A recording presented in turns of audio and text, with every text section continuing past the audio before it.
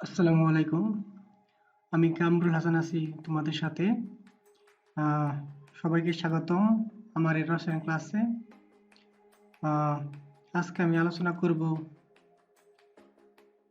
রসায়ন দ্বিতীয় পত্রের তৃতীয় চ্যাপ্টার পরিমাণগত রসায়ন। আশা করি সবাই ধৈর্য সহকারে ভিডিওটা সম্পূর্ণ দেখবেন, দেখলে ইনশাল্লাহ সবাই উপকৃত হবেন। তো শুরু করার আগে আমি কিছু কথা বলে নিই। এখন যেহেতু করোনাকালীন সময়, তোমরা কেউ ভালো ভালো কোচিং সেন্টারে গিয়ে ক্লাস করতে পারতেছো না, তো শেখার জন্য আমি আপাতত এই ক্লাসটা নিচ্ছি। তোমরা যদি এই ক্লাসটা করো, তো পরিমাণগত রসায়ন সম্পর্কে এই অধ্যায় সম্পর্কে যা যা ইম্পর্টেন্ট জিনিস আছে আমি সব নিয়ে এখানে আলোচনা করব। অর্থাৎ তোমাদের অ্যাডমিশন টেস্টে কোনো চিন্তা করা লাগবে না। যদি তুমি এই একটা ভিডিও তুমি এই অধ্যায় সম্পর্কে দেখো, ইনশাল্লাহ তুমি এই অধ্যায় সম্পর্কে আর কোনো আটকেবে না। কারণ এই অধ্যায়ে যে যে ম্যাথগুলো ইম্পর্টেন্ট, অর্থাৎ কোন নিয়মে ম্যাথগুলো আসে, আমি মোটামুটি সবগুলো আইটেমই এই ভিডিওতে দেখাবো। তোমরা একদম ক্লিয়ার হয়ে যাবে, এই অধ্যায় নিয়ে আর কোনো টেনশন করা লাগবে না। তো যারা আমার চ্যানেলে নতুন আছো তারা অবশ্যই চ্যানেলটি সাবস্ক্রাইব করে রাখবে এবং লাইক কমেন্ট শেয়ার করবা। আর হ্যাঁ, বেল বাটনে অবশ্যই ক্লিক করে রাখবা যেন পরবর্তী ভিডিওগুলো আপলোড হলে তোমরা নোটিফিকেশন পেয়ে যাও। তো আমি আসলে কি বলবো তোমাদের, যে আমি যেভাবে পড়াশোনা করেছি আমার সময়ে, তোমাদের আমি সেই একই পথ ফলো করতে বলতেছি। কারণ আমি পেয়েছি, তোমরা অবশ্যই পারবে। তো আশা রাখো যে ইনশাল্লাহ হয়ে যাবে। তো আমরা প্রথমে জানবো যে পরিমাণগত রসায়ন কি। পরিমাণগত রসায়ন জিনিসটা হলো রাসায়নিক বিক্রিয়ক ও উৎপাদের মৌল ভিত্তিক গণনাকে বলা হয় পরিমাণগত রসায়ন বা স্টকিওমেট্রিক কেমিস্ট্রি। বিক্রিয়ক ও উৎপাদ গ্যাস হলে মোলার আয়তন ও ভর এককে এবং তরল ও কঠিন হলে মোলার ভর এককে গণনা করা হয়। এখানে আমরা অ্যাসিড ক্ষার বিক্রিয়া বা রিডক্স বিক্রিয়া দেখতে পারি। যাই হোক, আমরা এই পরিমাণগত রসায়নের এখন পড়ব। তো এই অধ্যায়টা সম্পূর্ণ আসলে ম্যাথ টার্ম সবচেয়ে বেশি। রসায়ন ফার্স্ট পার্ট সেকেন্ড পার্ট যতগুলো অধ্যায় আছে, এই একটা মাত্র অধ্যায় যে অধ্যায়ে ম্যাথ, শুধু ম্যাথ। তো আমি ম্যাথের ফর্মুলাগুলো তোমাদের দেখাবো। তো যদি তোমরা ম্যাথের ফর্মুলাগুলা ভালোভাবে জানতে পারো, বুঝতে পারো, ইনশাল্লাহ সব ম্যাথ পারবা। তো আমি অধ্যায় চলে যাই। তো প্রথমে আমরা জানবো যে মূল সংখ্যা সম্পর্কিত যত প্রবলেম আছে আমরা সলভ করব। তো আমরা জানি মূল কি। মূল হলো গ্রামে প্রকাশিত আণবিক ভর, এটা আমরা জানি। কিন্তু মূল সংখ্যা একটা ম্যাথ থেকে কিভাবে বের করতে হয় সেগুলো আমরা এখন দেখব। তো মূল সংখ্যার এখানে 6টা সূত্র দেওয়া আছে। এই 6টা সূত্র আমরা জানবো প্রথমে। তো প্রথম সূত্রটা হলো n = W/m। n তে বোঝানো হয় মূল সংখ্যা, w তে হলো দ্রবের ভর এবং m তে হলো আণবিক ভর বা মোলার মাস বলা হয় যেটাকে। তারপরে পরবর্তী সূত্রটা হলো n = x/na। x তে হলো অণু বা পরমাণুর সংখ্যা, n তে হলো অ্যাভোগাড্রোর সংখ্যা। আমরা জানি অ্যাভোগাড্রোর সংখ্যা হলো 6.023 × 10⁻23। 3 নম্বর সূত্র হলো n = v/22.4। অর্থাৎ এখানে v এর সাথে l কেন লেখা হয়েছে? v তে হয় ভলিউম বা আয়তন, আয়তন এখানে কিসে? লিটারে, এই কারণে l লেখা হয়েছে। আরেকটা সূত্র হলো n = v × s। অর্থাৎ v তে ভলিউমটা আগে জানি, s হলো মোলারিটি। আরেকটা 5 নম্বর সূত্র হলো n = p/RT। p তে আমরা জানি প্রেসার, চাপ, v তে ভলিউম, r তে হলো গ্যাস ধ্রুবক, তৃতীয় টেম্পারেচার। গ্যাস ধ্রুবকের 3টা মান আছে, আমরা 3টা মানই মুখস্থ করে রাখবো, যেন ম্যাথ আসলে এই 3টা থেকে একটা মান তো ইউজ হবেই, এখানে আমরা বুঝতে পারবো। তারপর 6 নম্বর সূত্রটা হলো n ইকুয়াল টু আইটি ভাগ ওয়াইএফ অথবা আইটি ভাগ ইএফ। এখানে আইতে হলো তড়িৎ প্রবাহ, টিতে হলো টাইম সময় অর্থাৎ তড়িৎ প্রবাহের সময়, ওয়াই ওয়াই অথবা ই, এই দুইটা যে কোনো একটা আমরা ইউজ করতে পারি। আদান প্রদানকৃত ইলেকট্রন সংখ্যা, আর এফ তো হলো ফ্যারাডে, আমরা জানি ফ্যারাডে কত, 1 ফ্যারাডে সমান 96,500, 1 ফ্যারাডে কত 96,500। আচ্ছা, এই যে এখানে আমি তোমাদের নোট করে দিয়েছি যে ডব্লিউ কি দ্রব্যের ভরে, এম তো হলো আণবিক ভর, এক্স হলো অণু বা পরমাণু সংখ্যা, এন এ হলো অ্যাভোগাড্রো সংখ্যা, ভি হলো আয়তন, এস হলো ঘনমাত্রা বা মোলারিটি, পি তে প্রেসার চাপ, টি তে টেম্পারেচার তাপমাত্রা, আর হলো গ্যাস ধ্রুবক, আই তে হলো তড়িৎ প্রবাহ, ই বা ওয়াই হলো তড়িৎ প্রবাহকৃত ইলেকট্রন সংখ্যা, এবং টি তে হলো তড়িৎ প্রবাহের সময়, এফ তে হলো ফ্যারাড 96,500। এখন আমরা ম্যাথে যাব। তো একদম ক্লিয়ার তো তোমরা যে ম্যাথ সূত্রগুলা ক্লিয়ার হলে ম্যাথে যাই পারবা। এখন আমরা ম্যাথে যাই। তো একটা ম্যাথ হলো এটা, এই 25 গ্রাম নমুনা চুনা পাথরকে এই সেল অর্থাৎ হাইড্রোক্লোরিক অ্যাসিড দ্রবীভূত করে 37 ডিগ্রি সেলসিয়াস তাপমাত্রায় উত্তপ্ত করার ফলে 99.99 কিলো প্যাসকেল চাপে 5.05 ডেসিমিটার কিউব আয়তনে কার্বন ডাইঅক্সাইড পাওয়া গেল। চুনাপাত্র নমুনায় ক্যালসিয়াম কার্বনেটের শতকরা বিশুদ্ধতার পরিমাণ বের করো। অর্থাৎ আমরা দেখতে পাচ্ছি যে মনে হইতেছে যে অঙ্কটা পড়ে যে না জানি এটা কি, কত কঠিন হবে, কিন্তু আসলে এত কঠিন না, অনেক সহজ। যাই হোক, আমরা এখন ক্যালসিয়াম কার্বনেটের কি শতকরা বিশুদ্ধতার পরিমাণ বের করব। তো আমরা যদি বিক্রিয়াটা আগে দেখি, যে বিক্রিয়াটা হলো যে calcium carbonate plus hydrochloric acid, calcium chloride, পানি, কার্বন ডাইঅক্সাইড, একটা বিক্রিয়া। আচ্ছা, এখন আমরা সমাধানে যাব। সমাধানে যাওয়ার আগে আমরা কি প্রথমে আমরা লিখে রাখবো যে প্রেসার কত, ভলিউম কত, টেম্পারেচার কত, আর এর মান কত। আচ্ছা, যাই হোক, প্রেসার 99.99 কিলো প্যাসকেল, এখানে প্যাসকেল থেকে অ্যাটমসফিয়ারের প্রেসার আমরা নিয়ে আসছি, এই জন্য 101.325 দ্বারা ভাগ করা হয়েছে। ভলিউম আমরা জানি 5.05, তাপমাত্রা আমরা সেলসিয়াস থেকে কেলভিনে নিয়ে আসছি, এই জন্য 273 যোগ করছি, এবং আমরা এই যে এখানে আর এর মান আসছে। গ্যাস ধ্রুবকের 3টা মান, তো এখানে আমরা যেহেতু প্রেসার অর্থাৎ এই জন্য আমরা কি লিটার বাই হিসেবে নিয়ে আসছি। আমরা কার্বন ডাইঅক্সাইড পরিমাণ বের করবো, আর এম ইকুয়াল টু 100 হলে আমরা ক্যালসিয়াম কার্বনেটের পরিমাণ বের করবো, বিশুদ্ধতার পরিমাণ, এবং ক্যালসিয়াম কার্বনেটের আণবিক ভর 100, এই জন্য আমরা এম ইকুয়াল টু 100 লিখছি। তো আমরা জানি N calcium carbon equal to N carbon dioxide, N তো দুটো হলো কি মূল সংখ্যা, ডব্লিউ বা ক্যাম, আর একটা হলো পিবি বা আরটি, যেহেতু দুটো মূল সংখ্যা তাহলে দুটো কি ইকুয়াল। আমরা ডব্লিউ বের করব, এম জানি, পি জানি, বি জানি, আর জানি, টি জানি, এখন ক্যালকুলেশন করলেই অটোমেটিকই রেজাল্ট এসে পড়বে। এই যে আমরা এম বসাইলাম, পি বসাইলাম, বি বসাইলাম, আর বসাইলাম, টি বসাইলাম, বসানোর পর ডব্লিউটা পেলাম। অর্থাৎ এই ডব্লিউটি হলো কি ক্যালসিয়াম কার্বনেটের পরিমাণ, কিন্তু শতকরা পরিমাণের মাত্রা বের করতে বলছে। তাহলে শতকরা পরিমাণ যদি আমরা বের করি, তাহলে এই যে দেখো 19.4 ভাগ 25 গুণন 100%, কারণ কি টোটালটা আছে কত 25, এই কারণে আমরা কি 25 দ্বারা ভাগ করা হয়েছে, অর্থাৎ টোটালটা কত বললাম 70.6% হলো কি এর বিশুদ্ধতার পরিমাণ। তারপর হলো কি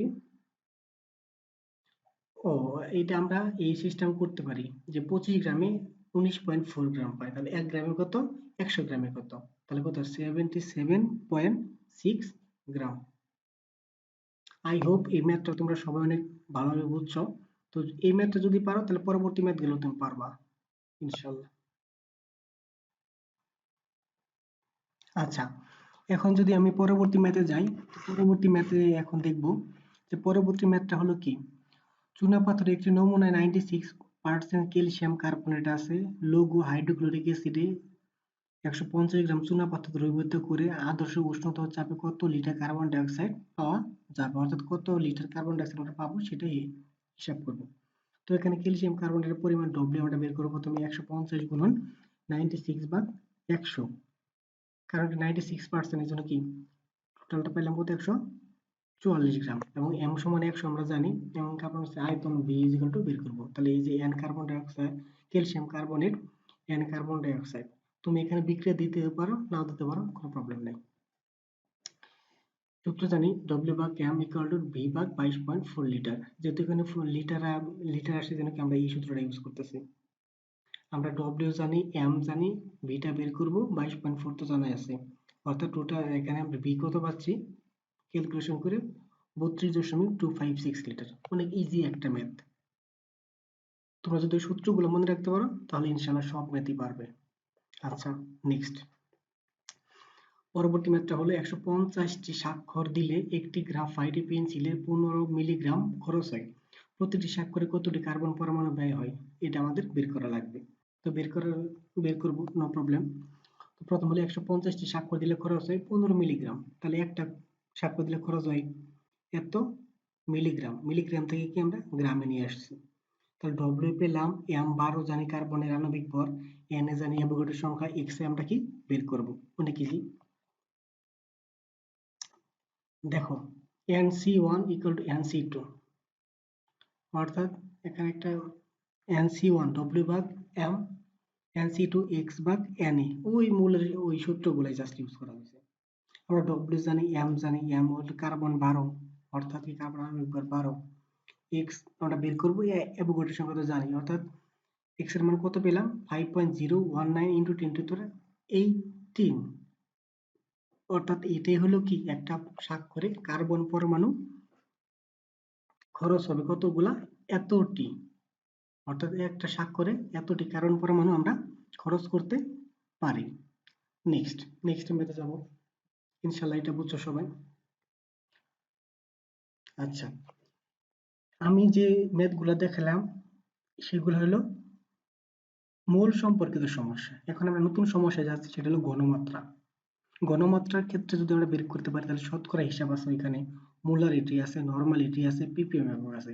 এগুলো আস্তে আস্তে আমরা সবগুলাই করব, কোনো সমস্যা নেই, তোমরা কেউ টেনশন করো না।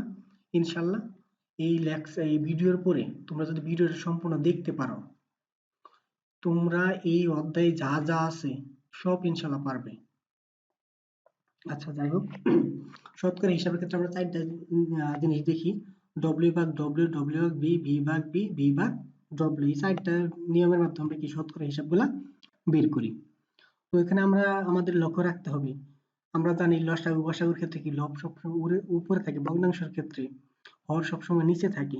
এখানেও আমরা লবকে দ্রব ধরে নেব এবং হরকে দ্রবণ ধরে নেব, কেননা দ্রব ছোট এই জন্য উপরে থাকবে, আর হর একটু বড়, দ্রবণ সম্পূর্ণ সলিউশনটা এই জন্য কি নিচে থাকবে।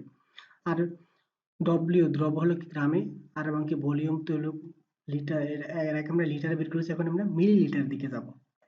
যাই হোক, যদি আমরা এরকম যে এখানে আছে 10% ডব্লিউ ভাগ ডব্লিউ সালফিউরিক অ্যাসিড, এই ছোট ছোট ম্যাথ গুলাই আসে ভার্সিটি এক্সাম, মেডিকেল এক্সাম, এই ছোট ছোট ম্যাথ গুলাই আসে।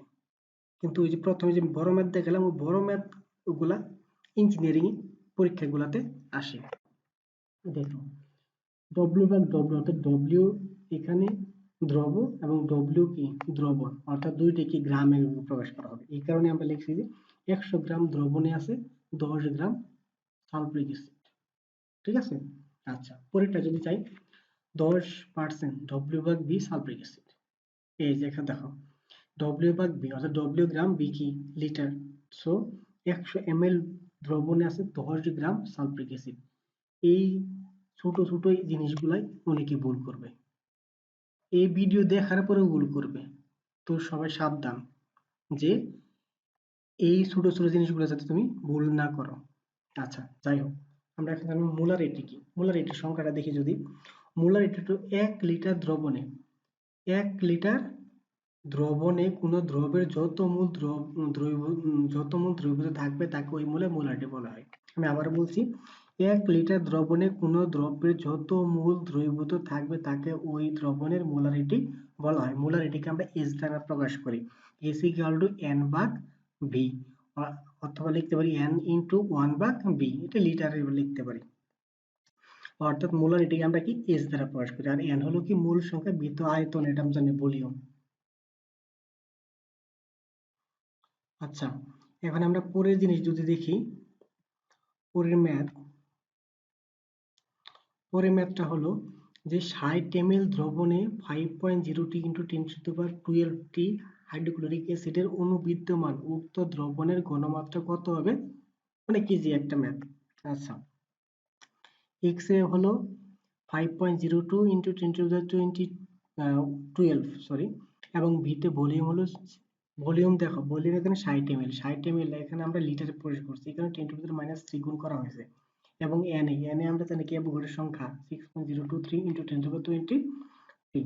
আমরা সূত্র জানি কি S = n/b, সুতরাং n × 1/b, আমরা জানি n সমান কি মূল সংখ্যা x/na গুণন 1/b, x এ জানি আমরা, n এ জানি আমরা, জাস্ট সোজাসুজি s টা বের করতে পারি। অর্থাৎ সুন্দর একটা ছোট ক্যালকুলেশন, এই ক্যালকুলেশনের মাধ্যমে কি আমরা উক্ত অর্থাৎ হাইড্রোক্লোরিক অ্যাসিডের দ্রবণে আমরা কি ঘনমাত্রাটা অনেক সুন্দর করে বের করতে পারি। তাহলে সূত্র ইউজ করে আর কি আমরা ক্যালকুলেশন করে কত পেলাম? 1.38 × 10⁻10 মোলার। অর্থাৎ এটাই হলো অ্যান্সার। অনেক ইজি না? আচ্ছা, আমরা নেক্সট যদি মেতে যাই, দেখো 10% সোডিয়াম কার্বনেট, এটাই জাস্ট দেওয়া থাকে, যদি থাকে আমাদের, এর তাহলে মোলার এটা আমরা কিভাবে বের করতে পারি? অথবা 100/v/ml দ্রবণে আছে 10/w গ্রাম সোডিয়াম কার্বনেট, এটা যদি থাকতে পারে। 10% বলতে কি 100 পেতে 10 আছে, অর্থাৎ এই জিনিস একই জিনিস, সেম জিনিস। আচ্ছা, তাহলে আমরা জানি molarity S = n × 1/b, n = w/m গুণন 1/b, w জানি কত 10, m জানি 106 সোডিয়াম কার্বনেট আণবিক ভর, v জানি 100 ml, ml থেকে আমরা কি লিটারে নিয়ে আসছি, এই জন্য 10⁻³ তাহলে w জানি, m জানি, b জানি, s তো সুন্দর বের করা যাবে। অর্থাৎ ক্যালকুলেশন করলে কত পেলাম? 0.94 মোলার। অথবা এই ম্যাথটা আমি এই সূত্রের মাধ্যমে করতে পারি, মোলারিটি 9 এ সে পড়ে আসছো, এই মোলারিটি S = 1000W/mb, এই সূত্র যদি আমি ইউজ করি তাহলে একই অ্যান্সার আমরা পারবো। তাহলে কি আমরা পারবো ইনশাআল্লাহ। অনেক সহজ ম্যাথ, অর্থাৎ আমাদের জানতে হবে সূত্রগুলা, সূত্র জানলে আমরা ম্যাথ পারবো। আচ্ছা, পরবর্তী যদি আসি আমরা নরমালিটিতে, নরমালিটি। এখন দেখো নরমালিটি, 1 লিটার দ্রবণে কোনো দ্রব্যের যত তুল্য মূল দ্রব্যতা থাকে, নরমালিটি একক হলো n, অর্থাৎ নরমাল। এখানে কিন্তু একটা নতুন কথা আসছে, তুল্যমূল। তুল্যমূল কথাটা কি? তুল্যমূল হলো যে W/E, তুল্যভর, অর্থাৎ তুল্যভর নতুন জিনিস, m বা কি তুল্য সংখ্যা, তুল্যভর, তুল্য মূল, এগুলা আলোচনা করা হবে আস্তে আস্তে।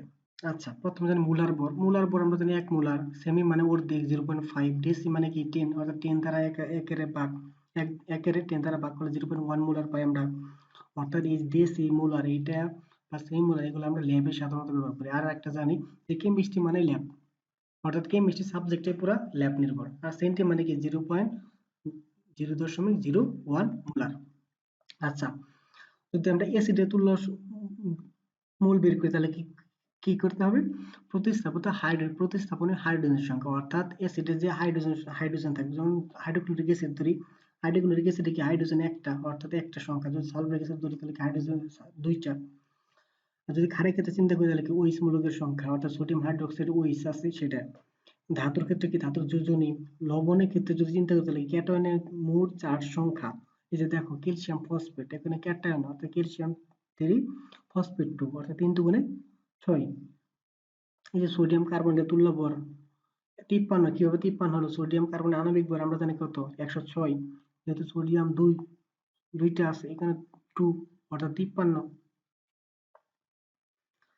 তারপর সোডিয়াম হাইড্রোক্সাইড, এখানে দেখো OH করা একটা, সোডিয়াম হাইড্রোক্সাইডের কি তুল্য ভর 40, অর্থাৎ 40 কে 1 দিয়ে ভাগ করে 40ই হয়। আরেকটা জিনিস এখানে একটা লক্ষ্য করবা, যে তুল্য ভর মোলার ভর সমান কার? সোডিয়াম হাইড্রোক্সাইড আর পটাশিয়াম হাইড্রোক্সাইড, এই দুইটা জিনিসের তুল্য ভর এবং কি মোলার ভর দুইটাই সমান, ইকুয়াল। এখন যদি আসি আমরা নরমালিটি কোন সূত্রের দিকে এগিয়ে যাই, এখন আমরা সূত্র দিকে যাব, যে নরমালিটি n = W/K গুণন 1/B লিটার, এবং আমরা জানি মোলারিটি সূত্র S = W/M × 1/B লিটার। এখানে একটা ছোট্ট জিনিস পার্থক্য, সেটা হলো নরমালিটিতে ইলেকট্রন অর্থাৎ E আসছে আর মোলারিটিতে M আসছে। আচ্ছা, এখন যদি আমরা দুটো সমীকরণ চিন্তা করি, তাহলে একের যদি আমরা দুই দ্বারা ভাগ করি, তাহলে কি n ভাগ s ইকুয়াল টু m ভাগ e, কারণ v v কাটা যায়, দুটো সেম জিনিস। এটার সমান কি ইলেকট্রন e, অর্থাৎ n equal to e cross s। এই সূত্র আমরা পাইলাম কোথায় থেকে? এই নরমালিটি থেকে, n equal to e cross s। এই সূত্র এখন আমরা পড়ব।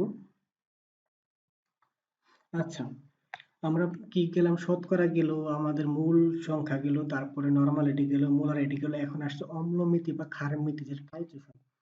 টাইট্রেশন নিশ্চয়ই তোমরা এই সম্পর্কে অল্প একটু হলেও জানো। টাইট্রেশন হলো অজানা কোনো দ্রবণের আমরা ঘনমাত্রা বের করতে পারি কিছু মতো টাইট্রেশনে। টাইট্রেশনে টাইট্রেশন করি আমরা বুলেটের মাধ্যমে, অর্থাৎ বুলেটে থাকবে যেটা জানা দ্রবণ থাকবে সেটা বুলেটে থাকবে, এবং যেটা অজানা থাকবে সেটা কোথায় থাকবে? কনিক্যাল ফ্লাক্সে। হয় টাইট্রেশনের মাধ্যমে কি আমরা অজানা দ্রবণের ঘনমাত্রাটা বের করতে পারি। এখন এই তোমাদের বইতে কি টাইট্রেশন সম্পর্কে অনেকগুলো ম্যাথ আছে। এখন টাইট্রেশন এই করতে গেলে কি সূত্র লাগে আমাদের? এই সূত্রটা যদি আমরা ইউজ করতে পারি, ইনশাল্লাহ সব সূত্রগুলাই, অর্থাৎ এই সূত্র দিয়ে আমরা কি সব ম্যাথগুলাই করতে পারবো। যে সূত্রটা হলো কি,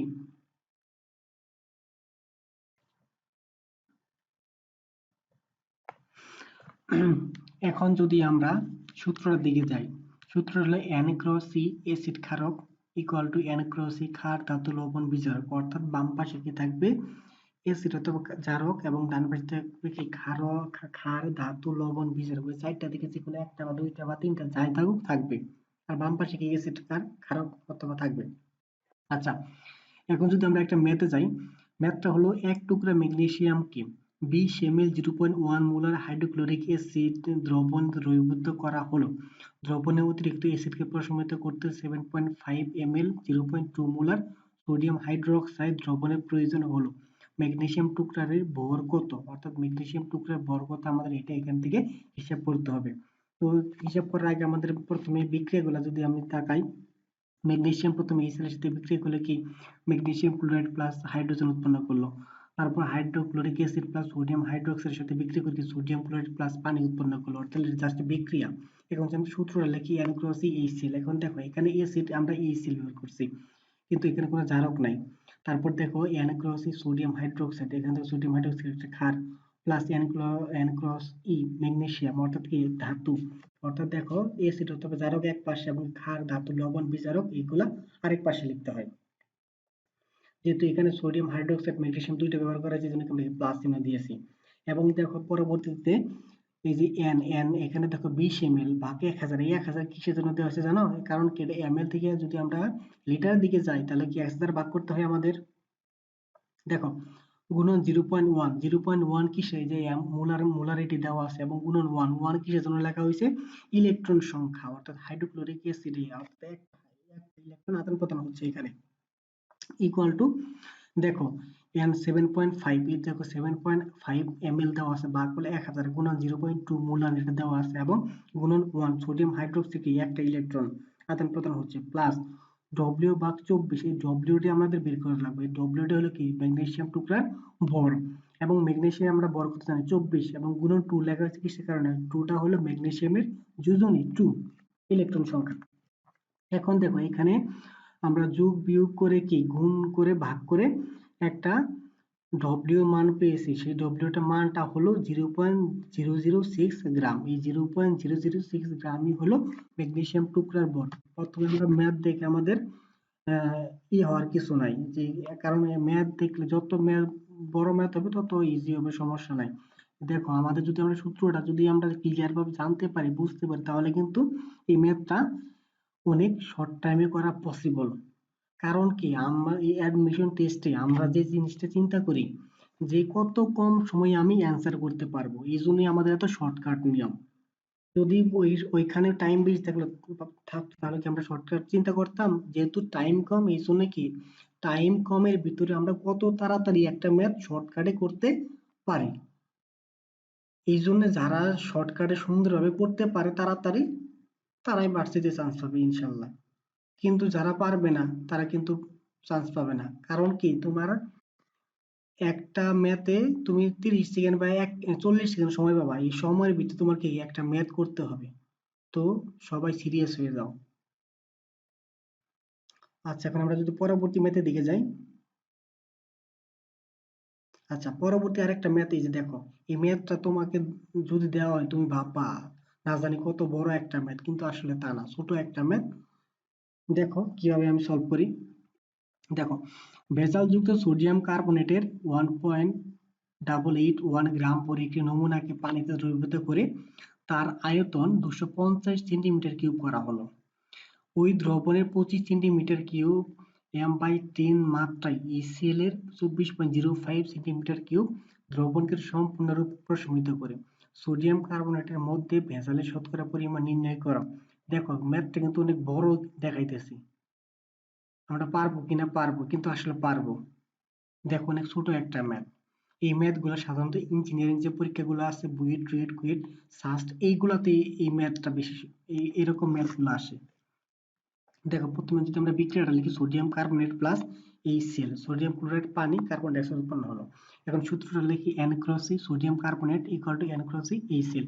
আমরা HCl বাম পাশে লিখতে পারি, সমস্যা নাই, আমরা লিখলেই হয়েছে। দেখো, এখানে সোডিয়াম ক্লোরাইড আর কি সোডিয়াম কার্বনেট এবং HCl দুটো ইউজ করা হয়েছে। এখন দেখো, NW বা 106, এই ডব্লিউ সোডিয়াম কার্বনেটের পরিমাণ আমরা বের করা লাগবে, এই জন্য কি ডব্লিউ আমরা বের করব। সোডিয়াম কার্বনেটের কত, 106 গুণন কত, 2 কিসের কারণে, সোডিয়াম কার্বনেটের ইলেকট্রন সংখ্যা কত, এখানে আদান প্রদান হচ্ছে 2। তারপরে হচ্ছে দেখো, N ক্রস C, এই সেলের ক্ষেত্রে যদি আমরা চিন্তা করি 24.05, এখানে দেখো 24.05 দেওয়া আছে, ভাগ হলো কত, 1000 সেন্টিমিটার। তারপরে দেখো 0.1 কি মোলারিটি, এটা দেওয়া আছে, এবং 1 কিসের কারণে গুণ করা হয়েছে, কারণ এই সেলে একটা ইলেকট্রন আদান প্রদান হচ্ছে। এখান থেকে ডব্লিউ আমরা যদি ক্যালকুলেশন করে বের করি, তাহলে ডব্লিউ কত হচ্ছে 0.1274 গ্রাম। দেখো, এখানে ছোট্ট একটা ক্রিটিক্যাল ক্যালকুলেশন করা আছে।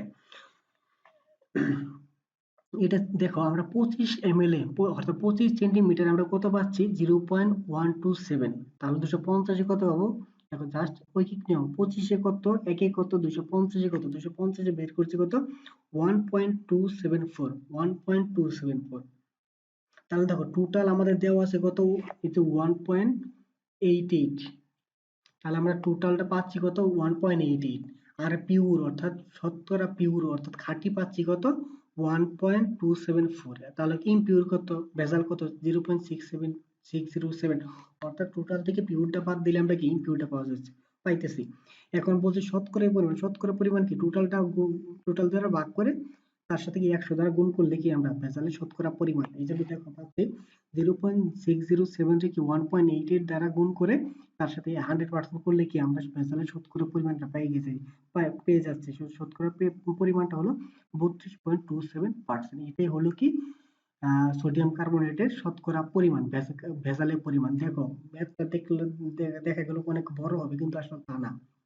অর্থাৎ 40 সেকেন্ডে তুমি এই ম্যাথটা করতে পারবা, যদি তুমি রুলটা জানো, সূত্রটা জানো, তাহলে কি তোমার কাছে এই ম্যাথটা একদম ক্লিয়ার, পানির মতো সহজ হয়ে যাবে। আচ্ছা, পরবর্তীতে আমরা যদি দেখি, দেখো, পরবর্তীতে আমরা জারণ বিজারণের চিন্তা করি। আচ্ছা, আমরা জারণ বিজারণ তো সেই ক্লাস 9 থেকে পড়ে আসছি, এই বিষয়ে তেমন কিছু বলার নাই। জারণ মানে মনে রাখবো, জারণ মানে সারণ, বিজারণ মানে গ্রহণ। জারণ হলো জারণের ক্ষেত্রে সেই ইলেকট্রন গ্রহণ করে, বিজারণের ক্ষেত্রে কি ইলেকট্রন সে ত্যাগ করবে। অর্থাৎ জারণের ক্ষেত্রে প্লাস বাড়লে ত্যাগ, অর্থাৎ প্লাস বাড়বে। আর বিজারণের ক্ষেত্রে কি প্লাস কম, অর্থাৎ প্লাস বাড়লে ত্যাগ, প্লাস কমলে গ্রহণ। এই জিনিসগুলো তোমাদের মাথায় রাখা লাগবে। আর এখানে দিয়ে রাখছি আমি 3টা প্রসিদ্ধ চারক, অর্থাৎ চারক বলতে যাদের নাম আমাদের নিতে হয়, পটাশিয়াম পারম্যাঙ্গানেট, পটাশিয়াম ডাইক্রোমেট, এগুলা হলো কি সবচেয়ে বেশি ইম্পর্টেন্ট চারক পদার্থ। দেখো, পটাশিয়াম পারম্যাঙ্গানেট, এখানে 5টা ইলেকট্রন, পটাশিয়াম পারম্যাঙ্গানেট আমরা জারার সময় জানি 7+, সে যদি 5টা গ্রহণ করে তাহলে কি 2+ থাকে। আবার ক্রোমিয়ামে 6+, যদি 6টা গ্রহণ করে তাহলে কি 0 হয়ে যায়, আসলে তাই না। আচ্ছা, এই জিনিসটা আমাদের মনে রাখা লাগবে, যে এই দেখো, এই সিলি জিনিসগুলাই এক্সামে সবচেয়ে বেশি আসে। অনেকেই গুরুত্ব দেয় না যে এটা সিম্পল জিনিস আসবে নাকি, না, এই সিম্পল জিনিসই আসবে। যেমন দেখো, পটাশিয়াম পারম্যাঙ্গানেট অম্লীয় মাধ্যমে কি 5টা ইলেকট্রন গ্রহণ করে, ক্ষারীয় মাধ্যমে কি একটা ইলেকট্রন গ্রহণ করে, এবং কি প্রসম মাধ্যমে কি 3টা ইলেকট্রন গ্রহণ করে। এই ছোট জিনিসটাই আসতে পারে, তোমরা এই ছোট জিনিসগুলাই বেশি বেশি করে পড়বা, এইগুলাই মেডিকেল ভার্সিটি অ্যাডমিশন সবচেয়ে বেশি আসে। তারপর থেকে বিজারক পদার্থ কি করে, বিজারক তারা কি ইলেকট্রন সবসময় ত্যাগ করে, হাইড্রোজেন সালফাইড ইলেকট্রন ত্যাগ করে কি জিরো হয়ে যাচ্ছে। আবার হাইড্রোজেন পারঅক্সাইড এরা ইলেকট্রন ত্যাগ করতেছে। অর্থাৎ তুমি মনে রাখবা জারক বিজারক, জারক হলো অধাতু যারা ইলেকট্রন গ্রহণ করবে, এবং বিজারক হলো ধাতু যারা সবসময় ইলেকট্রন ত্যাগ করবে।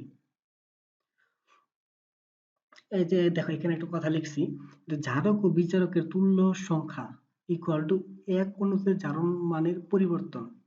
অর্থাৎ তাদের তুল্য সংখ্যা আগে তুল্য সংখ্যা সম্পর্কে একটু আগে কথা বলেছি, হ্যাঁ। এটা সমান কি এক অণুতে জারণ মানের পরিবর্তন, অর্থাৎ তাদের একটা অণুতে যে পরিমাণ জারণ মানের জারণ সংখ্যার পরিবর্তন হবে সেটা। ক্লিয়ার? এখন দেখো জারণ বা বিজারণ বিক্রিয়া আমরা উৎপাদ কিভাবে লিখতে পারি সেটা দেখাবো। তো দেখার আগে আয়োডোমিতি এবং আয়োডিমিতি। আয়োডোমিতি হলো জারক পদার্থ এবং আয়োডিমিতি হলো বিজারক পদার্থ। এই যে কিছু এক্সাম্পল দেওয়া আছে দেখো, জারক potassium permanganate, potassium dichromate, copper sulphate. আর বিজারক হলো কি থায়োসালফেট, সালফাইড। ঠিক আছে? আচ্ছা, এই সম্পর্কে আরেকটু বিস্তারিত বলবো পরবর্তীতে। আগে আমরা কিভাবে উৎপাদ লিখতে পারি সেটা যদি দেখি। দেখো উৎপাদ লিখতে পারি হলো যে জারক ও বিজারকের সকল ধাতু, অর্থাৎ জারক বিজারক জারণ বিজারণ বিক্রিয়া যে জারক এবং বিজারক থাকবে তাদের ভিতরে যে ধাতুগুলা থাকবে সেই ধাতুগুলা কার সাথে অংশগ্রহণ করবে, অ্যাসিডের ঋণাত্মক অংশের সাথে। ধরো যদি হাইড্রোক্লোরিক অ্যাসিড থাকে তাহলে কি Cl এর সাথে যুক্ত হয়ে কি তারা লবণ উৎপন্ন করবে। অর্থাৎ ধাতু, অর্থাৎ জারক বিজারকের ধাতু প্লাস কি অ্যাসিডের ঋণাত্মক অংশ, তারা দুইটা বিক্রিয়া করে কি উৎপন্ন করবে, লবণ। এবং জারকের সকল অক্সিজেন প্লাস বিজারক অ্যাসিড ও বিজারকের কি হাইড্রোজেন মিলে কি করবে, পানি উৎপন্ন করবে। অর্থাৎ একটা লবণ হচ্ছে আর একটা কি হচ্ছে, পানি হচ্ছে। আমরা এমনিতে জানি যে অ্যাসিড এবং ক্ষার বিক্রিয়া করে কি লবণ পানি উৎপন্ন করে। ক্লিয়ার? আচ্ছা, এখন যদি আমি দেখি সমতাকরণ, এই সমতাকরণ হলো সবচেয়ে ইম্পর্টেন্ট একটা জিনিস। যদি সমতা করতে পারো তুমি তাহলে তুমি কি ম্যাথ করতে পারবা। যদি সমতা করতে না পারো তাহলে ম্যাথও করতে পারবা না, কিছু করতে পারবা না। তো এই সাবধান যে সমতাকরণ কিভাবে তুমি করতে পারো, তার সিম্পল তিনটা রুল দেখানো হয়েছে এখানে। যদি তিনটা রুল তুমি মনে রাখতে পারো ইনশাল্লাহ তুমি সমতাকরণ পারবা। দেখো সমতাকরণে যদি আমরা যাই, তো এক নাম্বার হলো জারকের জারণ সংখ্যার পরিবর্তন ইকুয়াল টু বিজারকের সহগ, অর্থাৎ জারণ সংখ্যার মান যেটা হবে সেটা হবে কি বিজারকের সহগ। তারপর দেখো বিজারকের জারণ সংখ্যার পরিবর্তন, বিজারকের জারণ সংখ্যার পরিবর্তন হবে কি জারকের সহগ। তারপর অবস্থা বলছে জারকে অবস্থিত যত পরমাণু অক্সিজেন থাকে তত মূল কি হয়ে যাবে, পানি হয়ে যাবে, ডান পাশে তত মূল পানি হয়ে যাবে। দেখো এখানে যদি আমরা একটা বিক্রিয়া দেখি, potassium permanganate plus sulphuric acid plus hydrogen peroxide. দেখো এখানে পটাশিয়াম পারম্যাঙ্গানেট জারক, তার সালফ্রিক অ্যাসিড এটা একটা অ্যাসিড, হাইড্রোজেন পারঅক্সাইড একটা বিজারক, কি উৎপন্ন করে পটাশিয়াম সালফেট। দেখো এই যে ম্যাগনেসিয়াম, দেখো পটাশিয়াম পারম্যাঙ্গানেট এখানে কি আছে, ধাতু সোডিয়াম আর ম্যাগনেসিয়াম। এটা কি অ্যাসিডের ঋণাত্মক অংশ কি সালফেট আছে, তাহলে পটাশিয়াম সালফেট হবে, ম্যাঙ্গানিজ সালফেট হবে। দেখো পটাশিয়াম সালফেট ম্যাঙ্গানিজ সালফেট উৎপন্ন করছে। আরেকটা কি, এই যে অ্যাসিডের হাইড্রোজেন আর অক্সিজেন বিক্রিয়া করে উৎপন্ন হবে কি পানি। ঠিক আছে? দেখো এখানে পানির পরে অক্সিজেন হচ্ছে কিসের কারণে, কারণ ও পানির পরেও এখানে অক্সিজেন আর অতিরিক্ত আছে, এখানে কি অক্সিজেন ওই পাশে হয়েছে। দেখো জারকের জারণ সংখ্যার পরিবর্তন, জারকের জারণ সংখ্যা, জারক কোনটা পটাশিয়াম পারম্যাঙ্গানেট, এর জারণ সংখ্যার পরিবর্তন। অর্থাৎ দেখো পটাশিয়াম এই যে ম্যাঙ্গানিজ 7+ থেকে কি 2+ হয়ে গেছে। ঠিক আছে? তাহলে কি বিজারকের সহগ হবে ওইটা, বিজারকের কি হবে, সহগ হবে। আবার দেখো বিজারকের জারণ সংখ্যার পরিবর্তন, বিজারক কি এই যে হাইড্রোজেন পারঅক্সাইড, এটা হবে কি জারক, জারকের সহগ কি, জারক কি আমরা জানি কি যে পটাশিয়াম পারম্যাঙ্গানেট 2, অর্থাৎ হাইড্রোজেন পারঅক্সাইড দুইটা ইলেকট্রন ত্যাগ করে যেন কি 2 হয়ে গেছে। আবার দেখো এখানে 5টা ইলেকট্রন ছিল ম্যাঙ্গানিজের, এখানে কি বিজারক হাইড্রোজেন পারঅক্সাইড এর সামনে 5 হয়েছে। বুঝছো? আচ্ছা, আশা করি সবাই বুঝছো। দেখো তারপর আবার বলতেছি, ম্যাঙ্গানিজ থাকে 7+, জারণ সংখ্যা হয়ে গেছে পাশে 2+। ঠিক আছে? দেখো এখানে 7+ হয়ে গেছে, এখানে 2+, তাহলে 5টা ইলেকট্রন ত্যাগ করে গ্রহণ করেছে, এই জন্য কি জারকের জারণ সংখ্যার পরিবর্তন বিজারকের সহগ। ঠিক আছে? আর বিজারকের জারণ সংখ্যার পরিবর্তন কি জারকের সহগ, এই জন্য কি ম্যাঙ্গানিজের 5টা, এই জন্য হয়েছে কোথায়, হাইড্রোজেন পারঅক্সাইডের সামনে। আর হাইড্রোজেন পারঅক্সাইড দুইটা ইলেকট্রন ত্যাগ করছে, এখানে কি এই যে পটাশিয়াম পারম্যাঙ্গানেটের সামনে 2 আসছে, এই যে দেখো 2 আসছে এখানে। আবার দেখো বলছিলাম কি যতটা অক্সিজেন ততটা পানি, ঠিক আছে, যতটা অক্সিজেন ততটা পানি হয়ে যাবে। এইখানে 8টা অক্সিজেন ছিল সমতাকরণের আগে, ঠিক আছে, যে প্রথমে জারকে অবস্থিত কত, 4টা গুণন 2টা তাহলে কত, 8টা। এই 8টা অক্সিজেন থাকার কারণে কি বেশ কি 8টা পানি হয়েছে, দেখতে পাচ্ছ 8টা পানি হয়েছে। ঠিক কিভাবে পরের নিচের যে বিক্রিয়াটা আছে সেটাও এইভাবে একইভাবে করা হয়েছে। এখন যদি আমি ম্যাথের দিকে যাই, তো আশা করি সমতাকরণ তোমরা পারবা।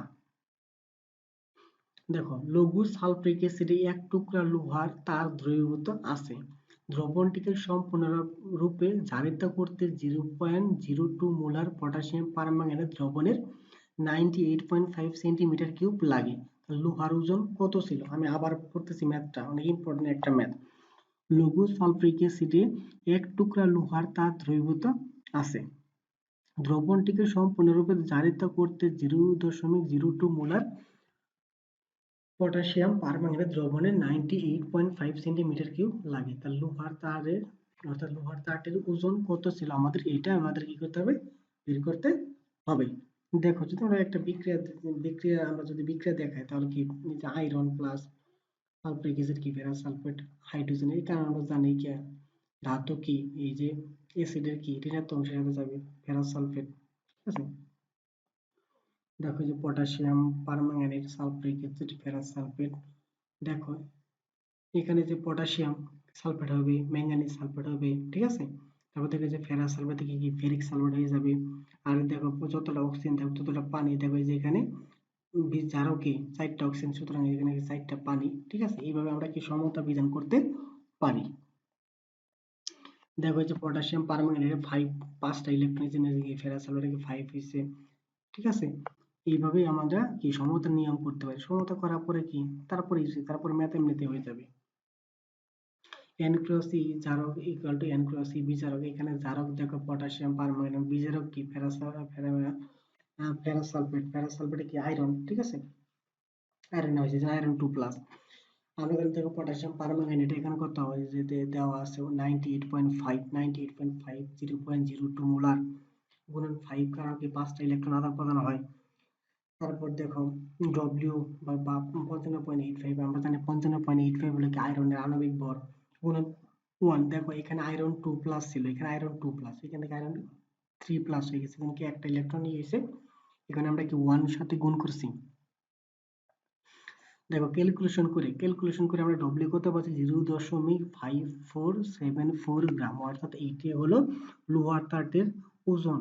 অর্থাৎ দেখো, আমরা যদি এই শর্ট পলিসি না করে আমরা বড়ভাবে যদি অঙ্কটা করি তাহলে আমাদের অনেক টাইম লাগবে। এই জন্য আমরা কি শর্টকাট চিন্তা করে কি আমরা যাতে এমসিকিউ গুলো অনেক তাড়াতাড়ি দাঁড়াইতে পারি বা বৃত্ত ভরাট করতে পারি, এই কারণে এই শর্টকাট নিয়ম। অ্যাডমিশন টেস্টে তুমি যত শর্টকাট পারবা তত তোমার জন্য উপকার, তত তুমি নিজের ভালোভাবে উপস্থাপন করতে পারবা। আর হ্যাঁ, ভিডিওটা কিন্তু লং হচ্ছে, কারণ কি আমি একটা অধ্যায় সম্পর্কে আলোচনা করতেছি, এই জন্য কি ভিডিওটা একটু দীর্ঘ হচ্ছে। তো আমরা যদি পরবর্তীতে যাই, দেখো এখানে আমরা যদি এর আগে শতকরা দেখলাম, তারপরে নরমালিটি, মোলারিটি, এখন যদি আমরা পিপিএম এ আসি। পিপিএম হলো পার্টস পার মিলিয়ন, একটা অনেক ছোট একটা একক। এই ছোট এককটা অনেক জায়গায় ইউজ করি, যেমন এই দেখো x ppm equal to x bar 1000 গুণন মোলার বর্গ। এই পিপিএম সম্পর্কিত অনেকগুলো ম্যাথ আসে, ছোট ছোট ম্যাথ তো এইগুলাই বেশি আসে। দেখো 400 পিপিএম সোডিয়াম হাইড্রোক্সাইডের মোলারিটি কত হবে, 400 ভাগ 400, 1000 গুণন 40, অর্থাৎ 1000 গুণন মোলার পরে আমরা জানি সোডিয়াম হাইড্রোক্সাইডের মোলার মাস কত, 40। সুন্দর ভাগ করার বলে কত, 0.01। এগুলো ম্যাথ করতে কিন্তু ক্যালকুলেটর লাগবে না। আর হ্যাঁ, ভার্সিটি অ্যাডমিশন টেস্ট বলো, তারপরে মেডিকেলে বড়, কিন্তু এরা কিন্তু ক্যালকুলেটর ইউজ করতে দেবে না। কিন্তু কিছু কিছু ভার্সিটি আছে ইঞ্জিনিয়ারিং প্লাস কিছু কিছু বিজ্ঞান প্রযুক্তি ভার্সিটি আছে যেগুলোতে তোমাদের এই ক্যালকুলেটর ইউজ করতে দেবে, আর বাকিগুলো কিন্তু ক্যালকুলেটর ইউজ করতে দেবে না। এই জন্য কি যত শর্টকাট ম্যাথ আছে, যত ছোট ছোট ম্যাথ আছে, সেই ম্যাথগুলো কিন্তু এক্সামে বেশি আসে। আচ্ছা, পরবর্তীতে যদি দেখি আমরা ওয়াই মোলার, অর্থাৎ ওয়াই গুণন 1000 গুণন মোলার বর, সহজ, একদম সহজ, একদম সহজ। যদি তুমি এই ফর্মুলাগুলো মনে রাখতে পারো তাহলে তোমার কাছে একদম ক্লিয়ার হয়ে যাবে। দেখো 250 ml 0.01 মোলার সালফিক অ্যাসিডের ঘনমাত্রা ppm এ কত বের করতে বলছে। আমরা অনেক সুন্দর একদম ইজি ওয়েতে বের করতে পারি। দেখো 0.01 মোলার গুণন 1000 গুণন 98, আমরা জানি 98 কি, 98 হলে সালফিউরিক অ্যাসিডের মোলার মাস, সুন্দর 980 ppm পেয়ে গেলাম, অনেক ইজি। আচ্ছা, এই যদি আমরা এই ফর্মুলাটা জানতে পারি তাহলে তো আমাদের একদম ক্লিয়ার হয়ে যায়। তো আমি আসলে তোমাদের সত্যি কথা বলতে আমি এইভাবেই পড়াশোনা করেছি আমার অ্যাডমিশন টেস্টের সময়। তো তোমরাও যদি আমাকে আমার এই পথ ফলো করো, ইনশাল্লাহ তোমরাও আমার মতো সাকসেস হবে ইনশাল্লাহ। আচ্ছা, যাই হোক, এখন যদি দেখি আইওডি মিতি এবং আয়োডো মিতি, এই সময় দুটো সম্পর্কে একটু আগে একটু কথা বলছি, আবার বলতেছি। যেমন আইওডি মিতি, আইওডি, দেখো এখানে হ্রস্বইকার আর দীর্ঘকার দুটোর মধ্যে জাস্ট পার্থক্য, কিন্তু দুইটা অনেক সেম জিনিস হওয়ার কারণে এই দুটাতেই কোশ্চেন আসে। আইওডি মিতি, দেখো আইওডি মিতি হলো যেখানে সোডিয়াম থায়োসালফেট প্লাস আয়োডিন বিক্রিয়া করে কি যে কোনো একটা কিছু প্রস্তুত করবে। এখন দেখো এখানে কি আয়োডি মিতিতে সরাসরি আয়োডিন বিক্রিয়া করবে, কি করবে সরাসরি আয়োডিন বিক্রিয়া করবে, এবং কি একটা বিজারক পদার্থের সাথে কি আয়োডিন বিক্রিয়া করে কি করবে নতুন একটা কিছু তৈরি করবে। আর আয়োডিমিতি হলো প্রমাণ আয়োডিনের সাহায্যে বিক্রিয়া বিভিন্ন বিজারক পদার্থ নির্ণয় করা হয়। অর্থাৎ আয়োডিমিতি এই পদ্ধতিতে কি আমরা বিভিন্ন বিজারক পদার্থ আমরা নির্ণয় করতে পারি। আবার অন্যদিকে দেখো আয়োডোমিতি, আয়োডোমিতি হলো কপার সালফেট আর পটাশিয়াম আয়োডাইড বিক্রিয়া করে, অর্থাৎ এখানে আয়োডিন প্রস্তুত করা হবে, অর্থাৎ আয়োডিনের পরিমাণ কি এটা আমরা বের করব। দেখো আয়োডিন মিথিতে ঢিতে হলো সরাসরি আয়োডিনের সাথে বিক্রিয়া হবে, কিন্তু আয়োডো তো হলো যে আমরা আয়োডিনটা প্রিপেয়ার করব বা আয়োডিনের পরিমাণটা আমরা বের করতে পারি যে আয়োডোমিথিতে। তো আশা করি আয়োডোমিথি এবং আয়োডোমিথি সম্পর্কে তোমরা আগেও ধারণা আছে, আমি তারপরেও মোটামুটি একটা ধারণা দিলাম। তুমি যদি এইভাবে মনে রাখো তাহলে অ্যাডমিশন অনেক ক্লিয়ার, অনেক অনেক অনেক অনেক ইজি হয়ে যাবে। হ্যাঁ, আচ্ছা, পরবর্তীতে যদি আমি দেখি, দেখো পরবর্তীতে আমি আরেকটা ম্যাথের দিকে আসছি। দেখো এই ম্যাথটা অনেক বড় একটা ম্যাথ, কিন্তু আসলে বড় নয়, অনেক ছোট একটা ম্যাথ। দেখো ম্যাথে কি বলা হয়েছে, 200 গ্রাম চুনাপাথরকে তাপ দিলে যে পরিমাণ কার্বন ডাই অক্সাইড পাওয়া যায় তাকে সোডিয়াম হাইড্রোক্সাইডের সাথে বিক্রিয়া করিয়ে যে পরিমাণ সোডিয়াম কার্বনেট উৎপন্ন হয় তাকে পুনরায় গাঢ় হাইড্রোক্লোরিক অ্যাসিডের সাথে সম্পূর্ণরূপে প্রশমিত করলে যে পরিমাণ পানি পাওয়া যায় তা নির্ণয় করো। আল্লাহ, মনে হচ্ছে কত একটা বড় ম্যাথ হবে, কিন্তু আসলে তা না, অনেক ছোট একটা ম্যাথ। দেখো আমি আবারও বলতেছি, 200 গ্রাম চুনাপাথরকে তাপ দিলে যে পরিমাণ কার্বন ডাই অক্সাইড পাওয়া যায় তাকে সোডিয়াম হাইড্রোক্সাইডের সাথে বিক্রিয়া করিয়ে যে পরিমাণ সোডিয়াম কার্বনেট উৎপন্ন হয় তাকে পুনরায় গাঢ় HCl এর সাথে সম্পূর্ণ প্রশমিত করলে যে পরিমাণ পানি উৎপন্ন হয় সেই পানির পরিমাণটা কি আমাদের বের করতে বলা হয়েছে। দেখো এখানে জাস্ট আমরা যদি বিক্রিয়াগুলো সুন্দরভাবে লিখতে পারি তাহলে এই ম্যাথটা একদম হয়ে যাবে। দেখো সোডিয়াম ক্যালসিয়াম কার্বনেট যদি আমরা ভাঙি, ক্যালসিয়াম অক্সাইড আর কার্বন ডাই অক্সাইড উৎপন্ন এটা আমরা আগেই জানি। এখন থেকে কার্বন ডাই অক্সাইডকে কার সাথে বিক্রিয়া করবে, সোডিয়াম হাইড্রোক্সাইডের সাথে বিক্রিয়া করবে। সোডিয়াম হাইড্রোক্সাইডের সাথে বিক্রিয়া করলে কি সোডিয়াম কার্বনেট প্লাস পানি উৎপন্ন করবে। সেই সোডিয়াম কার্বনেট কার সাথে বিক্রিয়া করবে, এই সেলের সাথে। এই সেলের সাথে বিক্রিয়া করে কি দেখো এই যে সোডিয়াম এই সেলের সাথে বিক্রিয়া করবে সোডিয়াম ক্লোরাইড লবণ উৎপন্ন করবে, সাথে পানি আর কি কার্বন ডাই অক্সাইড উৎপন্ন করবে। দেখো এখানে আমি দেখিয়ে দিয়েছি যে 36 গ্রাম পানি, কত গ্রাম 36 গ্রাম। 36 গ্রাম কিসের কারণে হলো, আমরা জানি যে পানির কত, পানির আণবিক ভর 18, কিন্তু 100 গ্রামের ভিতরে পানির পরিমাণ হলো 18 গ্রাম। এখানে আমাদের দেখো কত কি পরিমাণ দেওয়া আছে, 200 গ্রাম। অর্থাৎ আমাদের কোশ্চেনটা সুন্দর মতো পড়ে বুঝতে হবে যে কি চাইছে, অর্থাৎ কি কি ডাটা দেওয়া আছে। তাহলে এখানে কি 200 গ্রাম দেওয়া আছে, অর্থাৎ 100 গ্রামে আমরা যদি 18 পাই তাহলে 200 গ্রামে কত 36 পাবো অবশ্যই। আই হোপ তোমরা এই ম্যাথটা বুঝতে পারছো। তো এখন যদি আমরা পরবর্তী ম্যাথে যাই, আচ্ছা পরবর্তী ম্যাথটা বলছে 3.5 গ্রাম ভরের ট্যাবলেটে 40.5 মিলিগ্রাম ক্যালসিয়াম আছে, এই ট্যাবলেটের ক্যালসিয়ামের ঘনমাত্রা ppm এককে কত হবে সেটা আমাদের বের করতে বলা হয়েছে। দেখো এই যেরকম ছোট ছোট ম্যাথ কিন্তু মেডিকেল প্লাস ভার্সিটি এক্সামে আসে, যেহেতু দেখো ম্যাথটা কি মেডিকেল রিলেটেড, অর্থাৎ মেডিকেল আসার সম্ভাবনা অনেক বেশি। দেখো এখানে যে 3.5 ভর দেওয়া আছে কার, ট্যাবলেটের, এবং ক্যালসিয়ামের দেওয়া আছে কত 40.5 মিলিগ্রাম। তাহলে আমরা ppm যদি একে প্রকাশ করতে চাই তাহলে কি ক্যালসিয়ামের ppm একক, অর্থাৎ ক্যালসিয়ামের ভর গুণন 10⁶ ভাগ হলো ট্যাবলেটের ভর। এখন দেখো ট্যাবলেটের ক্যালসিয়াম আমরা জানি 40.5 মিলিগ্রাম গুণন 10⁶ গুণন 1 গ্রাম বা 10⁻³ মিলিগ্রাম গুণন 3.50 গ্রাম। তো ট্যাবলেটের 3.50 গ্রাম দেওয়া আছে, কিন্তু এখানে একটা জিনিস লক্ষ্য করো যে 10⁻³ মিলিগ্রাম কোথায় থেকে নিয়ে আসলো। দেখো এটা কিন্তু উপরে 1 গ্রামের সাথে 10⁻³ মিলিগ্রাম, এই কারণে অর্থাৎ ppm এককে নিয়ে সে কারণে আমাদের এই 1 গ্রাম বা 10⁻³ মিলিগ্রাম এই দুটো জিনিস আনা হয়েছে। অথবা তুমি যে জিনিসটা দেখো এখানে বলা হয়েছে ট্যাবলেটের 3.5 গ্রাম ভরকে ক্যালসিয়ামের 40.5 গ্রাম মিলিগ্রামকে গ্রামে নিয়ে শতকরা বের করে 10⁶ দ্বারা গুণ করতে হবে। অর্থাৎ এখানে টোটাল কথাটা ওইখানে সুন্দর করে বলা হয়েছে। অর্থাৎ ক্যালকুলেশন করার পরে আমাদের কি রেজাল্ট পেলাম 1.16 × 10⁴ ppm ক্যালসিয়াম। অর্থাৎ এই ppm অর্থাৎ এইটা আমরা ক্যালসিয়ামের ppm ঘনমাত্রা। তাহলে এই ম্যাথটা আমরা বুঝলাম। এখন পরের দিকে যাই। আচ্ছা দেখো এই ম্যাথে যদি আমরা আসি,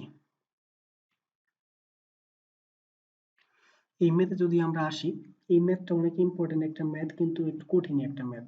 এই ম্যাথটা সাধারণত ইঞ্জিনিয়ারিং যে চারটে ভার্সিটি আছে, ফার্স্ট আছে, এদের আসার সম্ভাবনা এরকম ম্যাথ সবচেয়ে বেশি। তো দেখো যদি ম্যাথটা চিন্তা করি, আমরা ম্যাথে কি বলছে, দেখো কিউপ্রাস অক্সাইড এবং কপার অক্সাইড এর একটি মিশ্রণে কপারের শতকরা পরিমাণ 88%। উক্ত মিশ্রণে উপাদান যৌগ সমূহের শতকরা সংযুতি কত সেটা আমাদের বের করা লাগবে। ঠিক আছে? আচ্ছা যাই হোক, দেখো এখানে কিউপ্রাস অক্সাইড এবং কপার অক্সাইড দুইটার আণবিক ভর দেখো 79.5 এবং আরেকটা হলো 143। ঠিক আছে? এখন দেখো এখানে কিউপ্রাস অক্সাইডের 79.5 থেকে কিন্তু কপারে কত 63.5, আমরা জানি কপার আণবিক ভর 63.5। আমরা যদি কিউপ্রাস অক্সাইড এটা টোটালটা যদি x ধরি, তাহলে কপারের পরিমাণ যদি আমরা বের করতে চাই তাহলে কি হবে, অর্থাৎ x এর ভিতরে x কত 79.5, অর্থাৎ এবং কি আর কপার কত 63.5, এই জন্য কি কপার ইজ ইকুয়াল টু কত 63.5x ভাগ হলো 79.5। ঠিক অনুরূপ আমরা যদি কিউপ্রাস অক্সাইড কপার অক্সাইডের ক্ষেত্রে চিন্তা করি, কপার অক্সাইডে কত 143, 143 এর ভিতরে কি কপারে হলো কি 127, কারণ কপার 2, অর্থাৎ 63.5 এর সাথে 2 গুণ করলে কত হয় 127। ঠিক আছে? এখন দেখো এই কপার অক্সাইড তাহলে কি একটা যদি x হয় আর একটা কত 100 - x, কারণ দুইটা টোটাল মিলে হচ্ছে কত 100। কপার অক্সাইড এবং কিউপার অক্সাইড দুইটা মিলে কত 100, তাহলে একটা অর্থাৎ কিউপার অক্সাইড যদি x হয় তাহলে কপার অক্সাইড হবে 100 - x। সুতরাং তাহলে কি কপার ইজ ইকুয়াল টু এখানে 127 গুণন 100 - x গুণন ভাগ হলো কত 143, মানে কি এখানে x ইকুয়াল টু আর এখানে কত 100 - x, তাহলে কি যে কপার অক্সাইড আর কিউপার অক্সাইড দুইটা ইকুয়াল কত হলো এই যে 88% বা 88। দেখো এইটাকে যদি আমি ক্যালকুলেশন করে করি তাহলে কত x ইকুয়াল টু আমরা এই ভ্যালুটা পাই।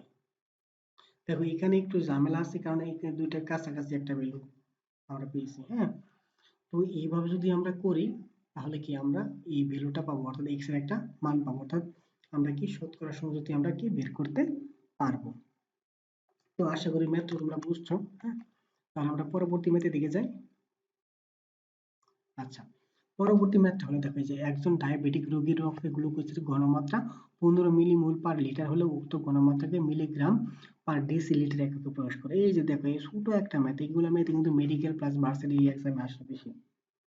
হ্যাঁ, তো দেখো যদি আমরা আগে এই জিনিসটা চিন্তা করি, এই জিনিসটা দেখি 1 milligram equal to 10⁻³ gram, 1 decigram যদি জানি 10⁻1 গ্রাম, এবং 1 ডেসিগ্রাম ইকুয়াল টু অর্থাৎ 10 ডেসিগ্রাম ইকুয়াল টু 1 গ্রাম। আচ্ছা দেখো তাহলে 15 মিলিমোল পার লিটার, তাহলে কি লিটারটা আমি যদি নিচে লিখি যেহেতু ভাগ আছে, তারপর দেখো মিলি থেকে আমরা মূলে যাব।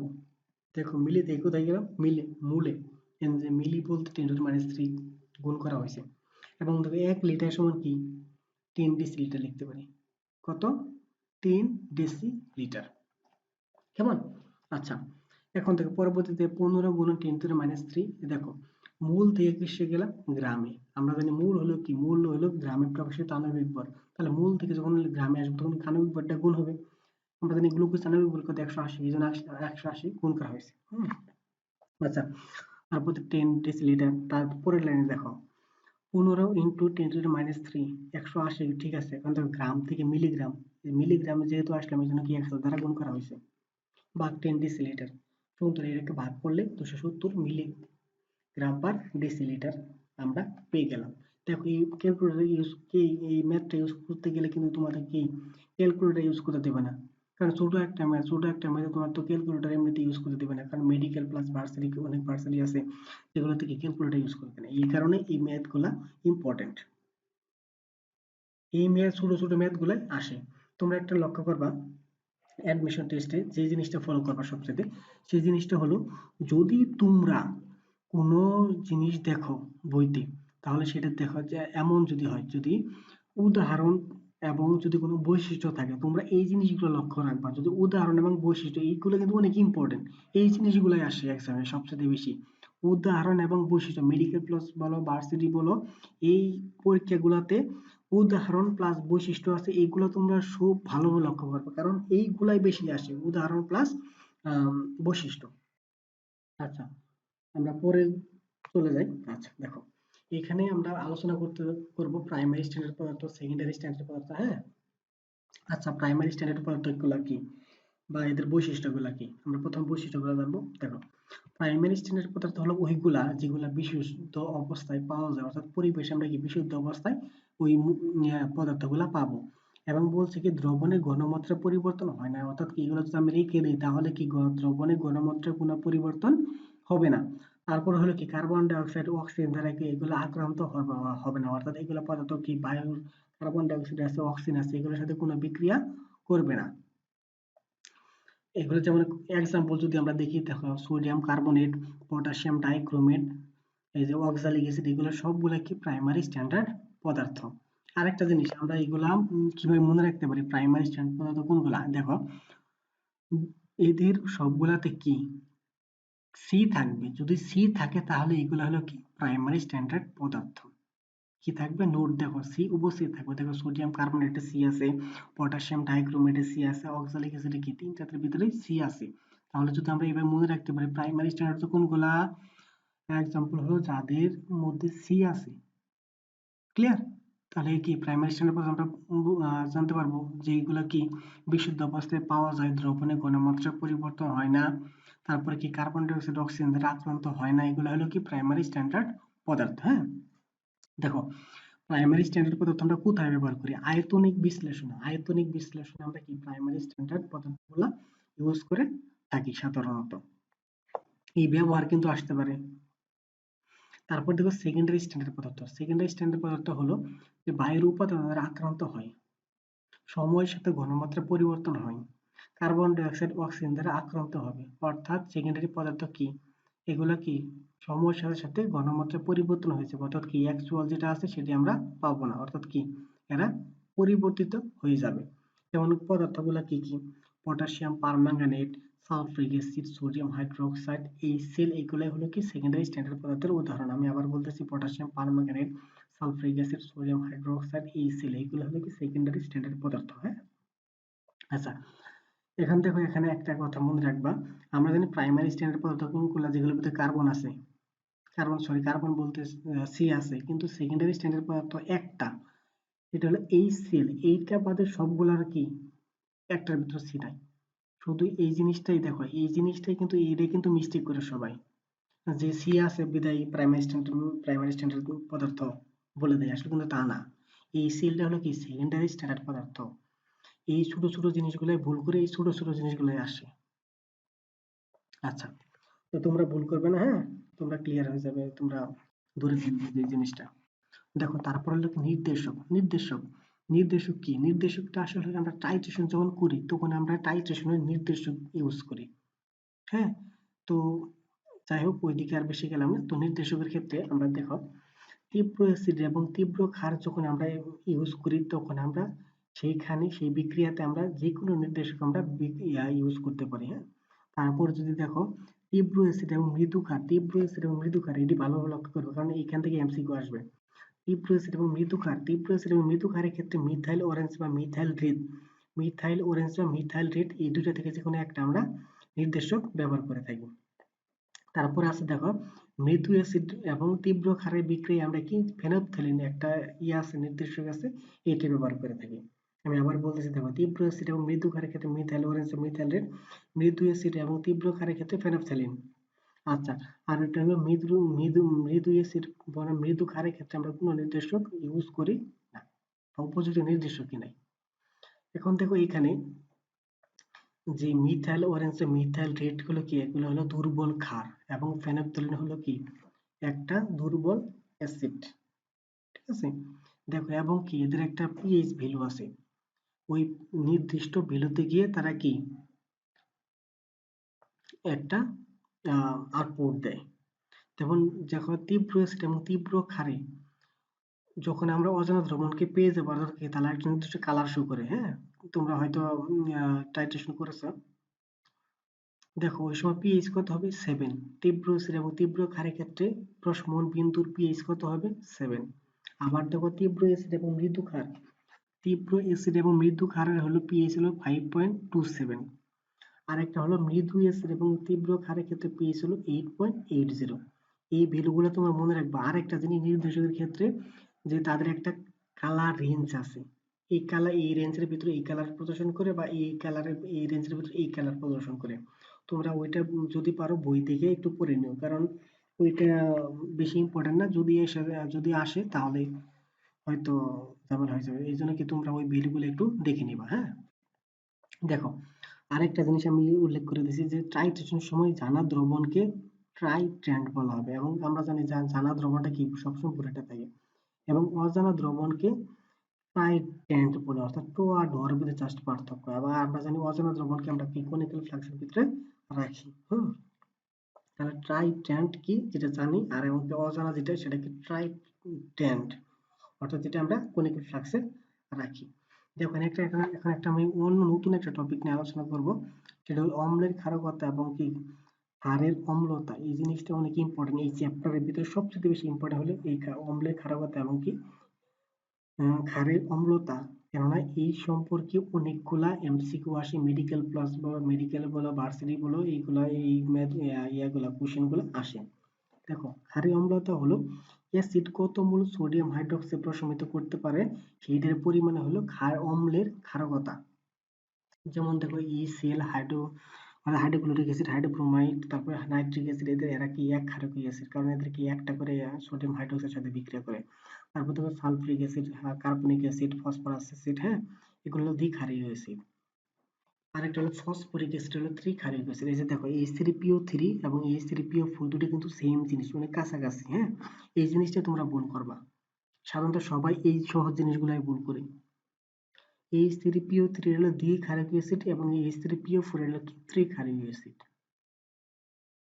এই জিনিসগুলো তোমরা ভালোভাবে লক্ষ্য করবা, কারণ কিছু কিছু জিনিস আছে সেম সেম থাকে, এই সেম এর ভিতরেই ঝামেলা হয়, ধরতে পারো না, এগুলাই ভুল হয়।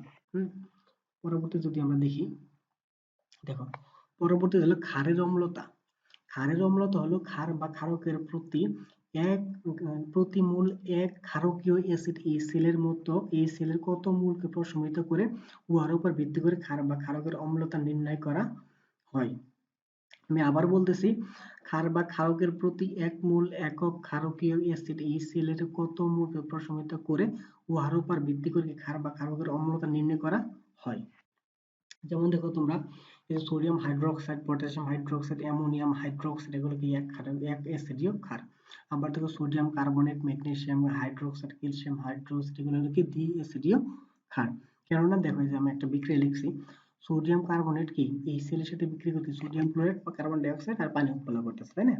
এখন দেখো এইখানে কত মোল এই সেল বিক্রিয়া করছে 2 মোল, এই জন্য কি এটা দ্বিক্ষারীয় দ্বি অ্যাসিডীয় ক্ষার। আবার দেখো অ্যালুমিনিয়াম অক্সাইডের অম্লতা কত, এই জিনিসটা কিন্তু অনেক জায়গায় আসে, তোমরা প্লিজ খেয়াল করবা এই জিনিসটা, অ্যালুমিনিয়াম অক্সাইডের অম্লতা কত। অম্লতা মানে কি অ্যালুমিনিয়াম অক্সাইড কার সাথে বিক্রিয়া করবে, হাইড্রোক্লোরিক অ্যাসিডের সাথে বিক্রিয়া করবে, বিক্রিয়া করে অ্যালুমিনিয়াম ক্লোরাইড আর পানি উৎপন্ন করবে। কিন্তু সম্ভবত যদি আমি বিধান করি তাহলে কি 6 মোল এই সেল লাগে, এই জন্য 6 বিধায় এখানে অ্যালুমিনিয়াম অক্সাইডের অম্লতা কত 6।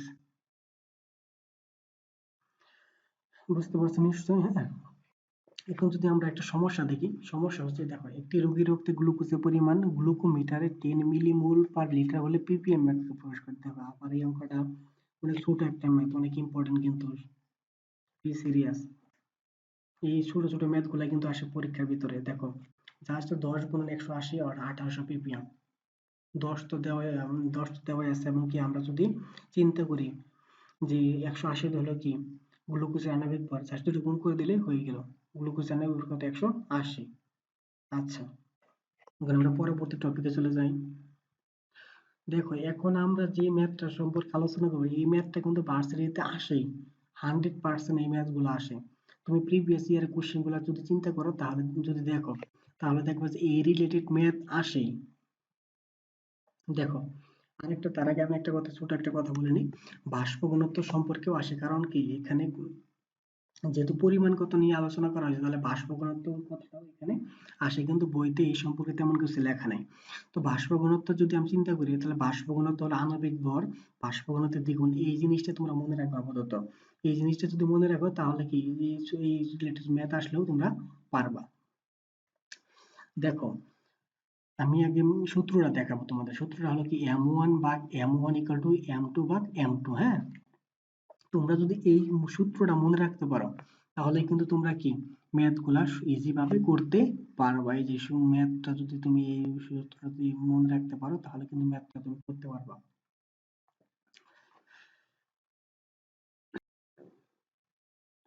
আচ্ছা, এখন যদি আমরা পরে ম্যাথটার দিকে যাই, ম্যাথটা বলছে কি 0.566 গ্রাম কার্বন দ্বারা কিউপ্রাস অক্সাইডকে বিচারিত করলে কত গ্রাম কপার উৎপন্ন হবে। আমরা জানি কপারের আণবিক ভর কত 63.5। আমরা যদি বিক্রিয়া চিন্তা করি,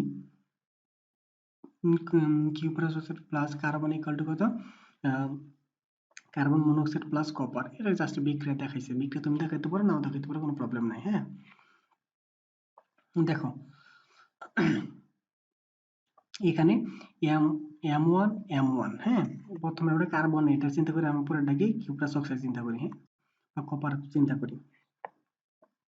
দেখো M1 0.566 এটা দেওয়া আছে। M1 এটা আমরা জানি কার্বনের 12 ইকুয়াল টু কত m। দেখো এখানে আমরা কি করব, বের করব। হ্যাঁ, দেখো m2 63.5 আমরা জানি, সুতরাং mটা যদি আমরা ক্যালকুলেশন করি, তাহলে mটা কত পেলাম 2.995 গ্রাম। এই m 2.995 হলো কি কপারের পরিমাণ। দেখো যদি তুমি ওই সূত্রটা যদি না জানো, তাহলে এই ম্যাথটা তুমি কোনোদিনই করতে পারবে না। এই জন্য কি আমাদের ম্যাথ করার আগে আমাদেরকে সূত্রগুলো জানতে হবে। সূত্রগুলো জানতে হলে আমাদের আমার এই ভিডিওগুলো দেখতে হবে। ঠিক আছে, দেখো তারপরে যদি আমি পুরো ম্যাথটার দিকে যাই, আয়রনে একটি আকরিকের মধ্যে 30% আয়রন অক্সাইড আছে। হ্যাঁ, ওই আকরিকের 600 কেজি থেকে কি পরিমাণ আয়রন উৎপন্ন হবে, এটা কি আমরা এই ম্যাথ থেকে কি আমরা আয়রনের পরিমাণ আমাদের বের করা লাগবে। তো বের করার আগে আমরা কি যদি সূত্র দেখি, iron oxide plus carbon, iron plus carbon monoxide এর উৎপন্ন হয়, এটা কি এই বিক্রিয়ার ক্ষেত্রে কিন্তু কি সমতা, কিন্তু অবশ্যই যদি তুমি বিক্রিয়া করতে চাও, তাহলে করতে পারো। হ্যাঁ, দেখো যদি আমি সূত্রটা লিখি, m1 ভাগ m1 ইকুয়াল টু m2 ভাগ m2। m1 দেখো আয়রন অক্সাইড, আয়রন অক্সাইড আণবিক ভর কত, এই যে দেখো 159.7। দেখো 600 গুণন 0.3, 0.3 কিসের জন্য লেখা হয়েছে এখানে, কারণ কি 30%, এই জন্য কি 0.3 এটা অ্যাড করে দেওয়া হয়েছে। হ্যাঁ, আর 159.7 হলো আয়রন অক্সাইড আণবিক ভর ইকুয়াল টু, দেখো m2 আমরা বের করব 2 গুণ 55.8। দেখো এখানে 2টা কিসের জন্য ইউজ করা হয়েছে, দেখো 2টা ইউজ করা হয়েছে আয়রনকে কত অণু, 2 অণু না, আয়রন 2 অণু, এখানে কিন্তু আয়রন 2 ইউজ করা হয়েছে। এই জিনিসটা তোমরা প্লিজ খেয়াল করবা। আর আমরা আয়রন আণবিক ভর কত জানি 55.8। এই জন্য কত m2 ইকুয়াল টু কি, দেখো 12 125.9 কেজি পাইলাম। এইটা কিভাবে পাইলাম, এই সূত্রটা ইউজ করতে পারলাম। সূত্র যদি না জানি আমি এই অঙ্ক করতে পারবো, পারবো না। এজন্য কি আমাদের উচিত আগে সূত্র জানা। তো আই হোপ তোমরা সূত্র জেনে তারপরে ম্যাথ করবা। আর এই সূত্র জানার জন্য কি আমার ভিডিও অবশ্যই দেখা উচিত। দেখো আমি মোটামুটি এই অধ্যায় সম্পর্কে আলোচনা করলাম, একটা ওভারভিউ আবার দিচ্ছি যে প্রথম দিকে আমরা কি কি আলোচনা করলাম। হ্যাঁ, দেখো, প্রথমে আমি আলোচনা করছি হলো যে মূল মূল কি মূল সংখ্যা সম্পর্কিত যে সমস্যাগুলা, তারপরে শতকরার ভিতরে যে সমস্যাগুলো সেগুলো আলোচনা করছি। তারপরে মোলারিটি, নরমালিটি, তারপরে পিপিএম একক বলো, হ্যাঁ, তারপরে এই যে অম্লক্ষার কিন্তু টাইট্রেশন কিন্তু এই অধ্যায়ের সবচেয়ে ইম্পর্টেন্ট যেটা হলো এই যে অম্লক্ষারের যে ম্যাথ গুলো আছে সেইগুলা, এই যে বুয়েট বলো, শাস্ত্র বলো, সেইখানে কিন্তু এই যে অম্লক্ষার এই ম্যাথ গুলা কিন্তু সবচেয়ে বেশি আসে। তারপরে যদি তুমি মেডিকেল বা ভার্সিটি ক্ষেত্রে চিন্তা করো তাহলে কিন্তু ওই যে অম্লের ক্ষারকতা, ক্ষারের অম্লতা, এইগুলা তুমি চিন্তা করবা। ঠিক আছে? তারপরে এই অধ্যায়ে আরো কিছু জিনিস আছে যেগুলা তেমন বেশি ইম্পর্টেন্ট না, এই জন্য আমি আলোচনা করি নাই। যেমন দেখো, নির্দেশক সম্পর্কে যেগুলা আসে সেই সম্পর্কে আলোচনা করি শুধু। তারপরে বিয়ার ল্যাম্পার্ট ল অনেক সহজ, দুইটা একটা সূত্র, তোমরা একটু পড়লেই পারবা। এটা সম্পর্কে তেমন কিছু আসে না, এই জন্য আমি লিখি নাই। তারপরে হলো যে এইচপিএলসি, জিসি অর্থাৎ ক্রোমাটোগ্রাফি সম্পর্কে এই অধ্যায়ে আলোচনা করা হয়েছে। ক্রোমাটোগ্রাফি একটু হাই লেভেলের জিনিস, তারপরে এই জিনিসটা এখন বর্তমানে আমাদের দেশে অনেক অর্থাৎ এই রিসার্চের জন্য এই এইচপিএলসি অনেক ইউজ করা হচ্ছে। এই এইচপিএলসির মাধ্যমে কি অনেক রিসার্চ করা হচ্ছে। হ্যাঁ, আচ্ছা যাই হোক, এইচপিএলসি এর ফুল মিনিংটা জাস্ট তোমরা শুনে রাখো। High performance liquid chromatography. হ্যাঁ, আরেকটা হলো জিসি মানে হলো গ্যাস গ্যাস ক্রোমাটোগ্রাফি। ক্রোমাটোগ্রাফি হচ্ছে একটা প্রসেস, এই প্রসেসে অনেক কিছু করা হয়, আমরা মেডিকেল সায়েন্স এইগুলো বেশি ইউজ করা হয় তো। আচ্ছা যাই হোক, আমাদের কেমিস্ট্রিতেও এই এইচপিএলসি ইউজ করা হয় যে ইয়ের ক্ষেত্রে, ক্রোমাটোগ্রাফির ক্ষেত্রে। হ্যাঁ, তো আই হোপ তোমরা এই ধৈর্য সহকারে সম্পূর্ণ ভিডিওটা দেখলে কিন্তু দেখছো। ঠিক আছে? তো সবাইকে ধন্যবাদ যারা যারা আমার এই ভিডিওটা সম্পূর্ণ দেখছো। তো আই হোপ তোমরা যাই বলো কিন্তু এই ভিডিওটা দেখার পর কিন্তু তোমাদের অনেক উপকার হয়েছে, কারণ সামনে অ্যাডমিশন টেস্ট। তোমরা না পারতেছো কোচিং করতে, যদি আমার এই ভিডিওটা সম্পূর্ণভাবে দেখতে পারো তোমরা ইনশাল্লাহ এই অধ্যায়ে যা তোমরা সবই পারবা, কেননা আমি এইভাবে পড়াশোনা করেছিলাম আমার সময়। তো তোমরাও এই সময় কি আমার আমার পথ যদি ফলো করো তোমরা অবশ্যই ভালো কিছু করতে পারবে। আর হ্যাঁ, যারা আসলে নতুন আছো আমার চ্যানেলে, তারা অবশ্যই ভিডিও দেখার আগে বা ভিডিওটি দেখার পর চ্যানেলটি সাবস্ক্রাইব করে রাখবা এবং বেল বাটন অন করে রাখবা, যেন পরবর্তীতে যদি আমি কোনো ভিডিও দিই তাহলে সেই ভিডিওগুলো নোটিফিকেশন তোমরা পেয়ে যাও, এতে তোমরা বেশি উপকৃত হবে আমার থেকে। আর হ্যাঁ, যে যারা আছো তারা অবশ্যই লাইক করবা, কমেন্ট করবা, শেয়ার করবা বন্ধুদের মাঝে, এই ভিডিওগুলো ছড়াই দেবে যাতে তোমার সাথে তোমার বন্ধুরাও কি ভালো কিছু করতে পারে। তো সবাই সবার সুস্থ কামনা করে আজকের মতো লেকচার শেষ করছি। সবাই ভালো থেকো, আল্লাহ হাফেজ।